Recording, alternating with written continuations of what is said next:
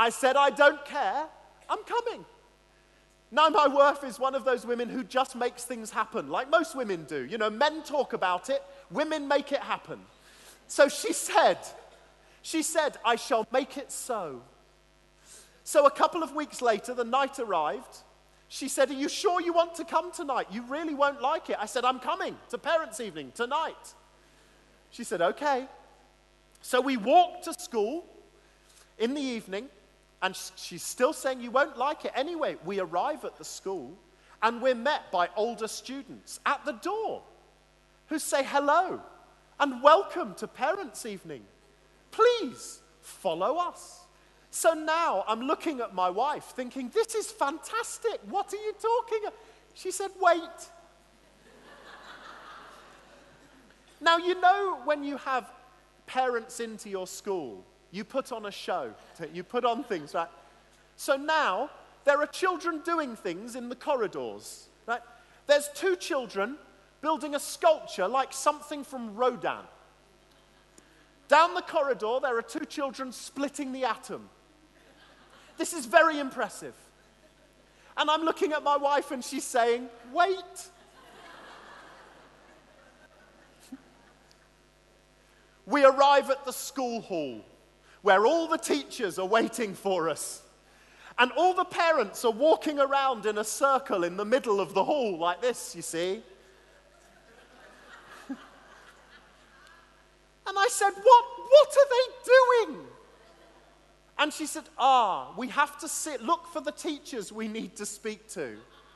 And I said, then what happens? She said, then you look for a gap. I said, and then what happens? She said, then you run. So I'm there looking at this thing, thinking this is ridiculous. You know, the interesting thing about these kinds of evenings, you'll know this, is it's the place that we see society's values on subjects in our curriculum. Know what I mean? It's where we see the hierarchy of what people consider to be important. So, for example, if I wanted to see the math teacher 4 o'clock in the morning, I might get to see the math teacher. If I want to see the art teacher, straight away, I can go and see. In fact, I did. I went straight up to the art teacher. I sat down. We were having a lovely conversation, the art teacher and I. We were talking for 12 minutes. And after 12 minutes, we both realized that he didn't even teach my daughter.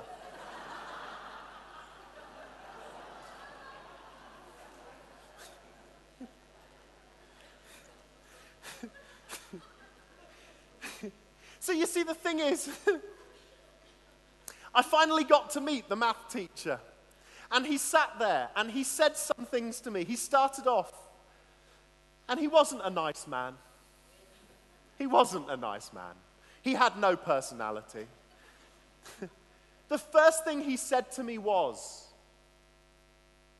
your daughter is a nice enough child. Exactly, huh? Woof! By now I'm crying. My daughter's finished. She's clearly stupid. He said, she's one of these children for whom math is a foreign country. Now, at this point, my wife did something she's not done in 22 years.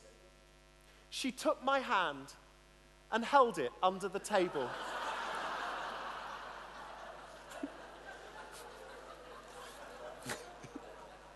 Now, because I'm a man, I thought, is it my birthday?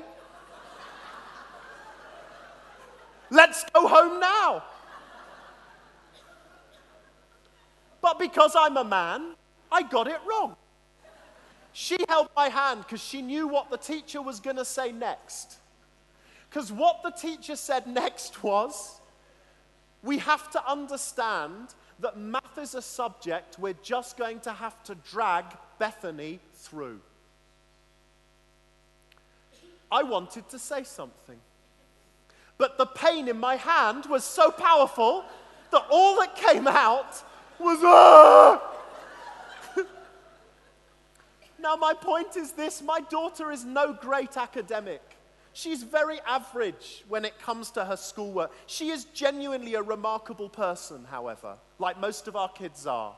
And you see, the reason I was so angry with this man, besides the way he said what he said, was a few months before she'd got involved in this, which I'm sure some of you will recognize is Second Life. This is some time ago. Now, of course, you're not supposed to be able to use Second Life until you're 18 years old, are you? For those that have tried, you have to be 18. Of course, what I love about internet companies is the way they keep their sites secure from children. Have you noticed? You go on a site like this, and it says, you cannot go on this unless you are 18 years old. Tick 18.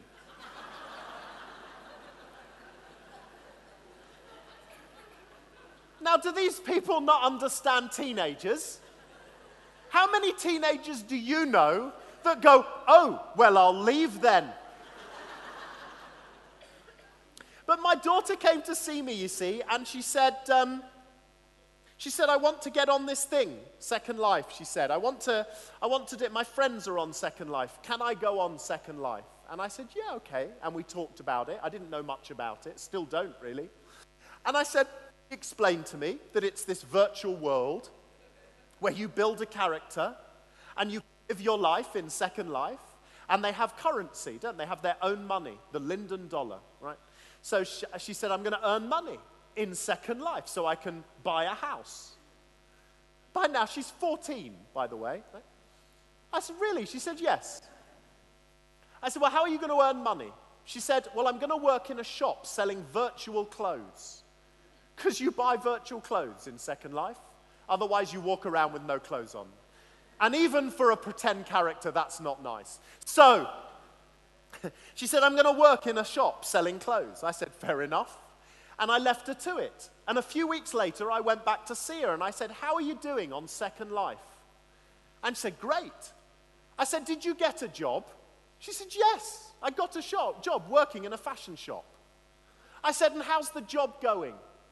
She said, I've given it up.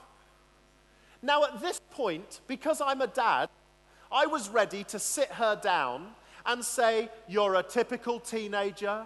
You don't stick at anything. When things get hard, you just give it up and move on. This is not for the future. I said, why did you give up the job?